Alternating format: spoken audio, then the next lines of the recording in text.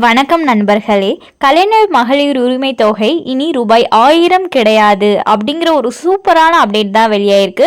So அதை என்ன சொல்ல வராங்கன்னா, ரூபாய் 1000 இல்லை அதை விட அதிகமாக கொடுக்க போகிறாங்களா அப்படிங்கிற முழு விவரங்களையும் தெரிஞ்சுக்க வீடியோ கொஞ்சம் கூட ஸ்கிப் பண்ணாமல் கடைசி வரைக்கும் முழுமையாக பாருங்கள். அப்போ தான் இதோட முழு விவரங்களையும் உங்களால் தெரிஞ்சுக்க முடியும்.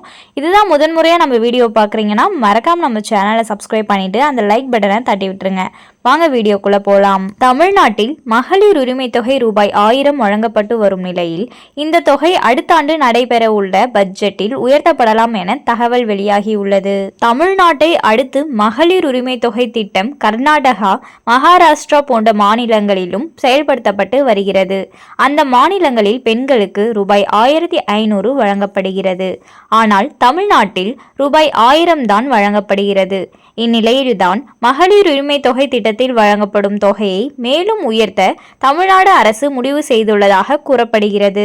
அதன்படி அடுத்த ஆண்டு நடைபெறவுள்ள பட்ஜெட் கூட்டத்தொடரில் இது குறித்து அறிவிப்பு வெளியாகும் என்று எதிர்பார்க்கப்படுகிறது.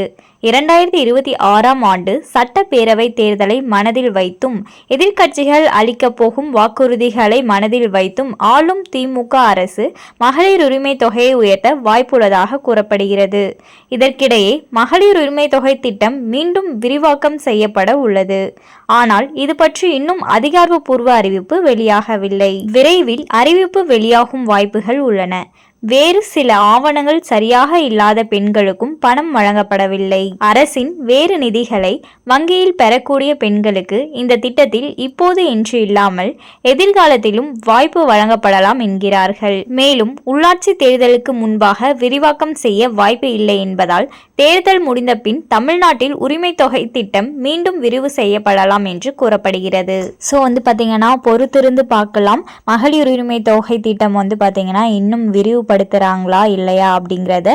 அது மட்டும் இல்லாமல் மகளிர் உரிமை தொகை அப்படிங்கிற ஒரு திட்டம் தமிழ்நாட்டில் மட்டும் செயல்படுத்தப்படலை. மேலும் சில மாநிலங்கள்லையும் பார்த்தீங்கன்னா செயல்படுத்திட்டு தான் இருக்காங்க. ஸோ பார்த்தீங்கன்னா அந்த மாநிலங்களில், அதாவது கர்நாடகா, மகாராஷ்டிரா போன்ற மாநிலங்களில் மகளிர் உரிமை தொகை பார்த்தீங்கன்னா ரூபாய் 1500 கொடுத்துட்டு இருக்காங்க.